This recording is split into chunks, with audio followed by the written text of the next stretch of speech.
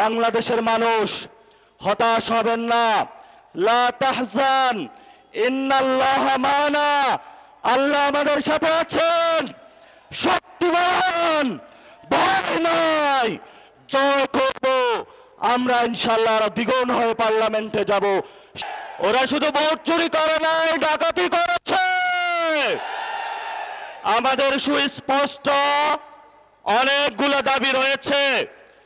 আজকে নির্বাচনের পরে 11 দলীয় যে ঐক্য রয়েছে, আমরা জনগণের সামনে উপস্থিত হয়েছি। আমরা প্রথমত বলতে চাই, পার্লামেন্টে যে ভোট ডাকাতরা গিয়েছে, জনগণের সামনে আমরা বিরোধী দল হিসাবে হাজির হয়েছি।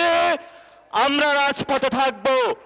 কড়ায় গন্ডায় ইঞ্চি ইঞ্চি করে জনগণের উপরে যারা ভোটার ইঞ্জিনিয়ারিং করেছে, ভোট ডাকাতি করেছে, নতুনভাবে জুলুম চাপিয়ে দেবার চেষ্টা করছে, আমরা তাদের কাছ থেকে বুঝে নেব ইনশাআল্লাহ। আমি সংক্ষিপ্ত কথা বলবো। আমাদের ভাই শহীদ উসমান হাদি আজকে আমাদের মধ্যে থাকতে পারতেন। সংসদ সদস্য হিসাবে ঢাকা 8-এর আল্লাহ ওনাকে শহীদ হিসাবে নিয়ে গিয়েছেন। আমরা বিচারের দাবিতে মাঠে গিয়েছি। আজকেই যেহেতু বিরোধী দলীয় যাত্রা হচ্ছে এই বায়তুল মোকাররম থেকে, আমি সরকারের কাছে আহ্বান জানাবো, দেশের কাছে আহ্বান জানাবো, প্রশাসনের কাছে আহ্বান জানাবো, আপনারা দ্রুত গতিতে শহীদ উসমান হাদি ভাইয়ের হত্যাকাণ্ডের বিচার যাতে হয় সেই উদ্যোগ নিন। আমাদেরকে এতদিন বলা হয়েছে বিচার এবং নির্বাচন মুখোমুখি দাঁড় করাবেন না। আমরা মরিয়া প্রমাণ করিলাম যে আমরা নির্বাচন বিরোধী নই। এখন সময় এসেছে শহীদ উসমান হাদি ভাইয়ের হত্যাকাণ্ডের বিচার করতে হবে। তৎকালীন সময়ে সংস্কারের নিয়ে বলা হয়েছিল, সংস্কার এবং নির্বাচন বিরোধী করার চেষ্টা চালানো হয়েছিল, ট্যাগ দেওয়া হয়েছিল, ওরা নির্বাচন চায় না।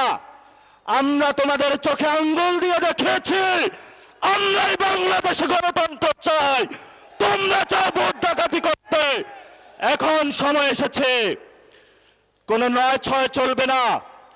সংস্কারে জনগণে যে হ্যাঁ ভোটে ম্যান্ডেট দিয়েছে, দ্রুত বাস্তবায়ন করতে হবে। সাথে সাথে বাংলাদেশে সন্ত্রাস, চাঁদাবাজি, দখলদারিত্ব বন্ধ করার উদ্যোগ নিতে হবে। এবং নির্বাচনের আগে আমরা এই বায়তুল মোকাররমে দাঁড়িয়ে একটি প্রটেস্ট করেছিলাম। ভোট ডাকাতির জন্য আমাদের জামাত ইসলামের এক ভাইকে খুন করা হয়েছিল। আমরা বলেছিলাম আমরা আবার আসবো, দ্বিগুণ হয়ে আসবো। এসেছে দ্বিগুণ হয়ে, আমাদের ভাইয়ের হত্যার বিচার বুঝে নিতে হবে। রাজপথ সংগ্রাম জারি রাখতে হবে। যেই বন্ধের উপরে আক্রমণ করা হয়েছে, পেটে লাথি মারা হয়েছে, বোরকা ধরে টান দেওয়া হয়েছে, গুলিবিদ্ধ করা হয়েছে, পা ভাঙা হয়েছে, প্রত্যেকটির হিসাব কড়ায় গন্ডায় আমরা ইঞ্জিনিয়ার তারেক রহমান থেকে বাংলাদেশে বুঝে নেব ইনশাআল্লাহ।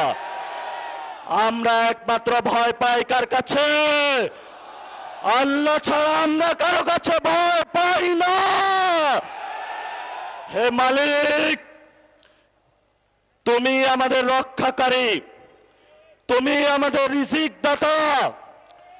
যারা এই বাংলাদেশে জনগণ 17 বছর অপেক্ষা করেছিল, আমাদের অধিকার ছিনিয়ে নিয়েছে, ভোট ডাকাতির মাধ্যমে ভাইদেরকে হত্যা করেছে। আয়েশার মালিক তোমার মালিকের বিচারে আমরা বিচার রেখে গেলাম। তুমি তাদের দৃষ্টান্তমূলক শাস্তি বাংলার মাটিতে জনগণের সামনে করবে। আমরা আজকে তোমার মসজিদের সামনে বিচার রেখে গেলাম। বাংলাদেশের মানুষ হতাশ হবেন না।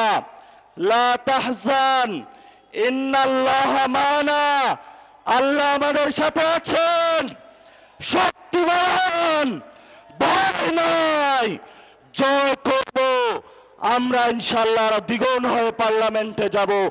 সবাইকে আসসালাম, সবাই দোয়া রাখবেন। আসসালামু আলাইকুম ওয়া রাহমাতুল্লাহি ওয়া বারাকাতুহু।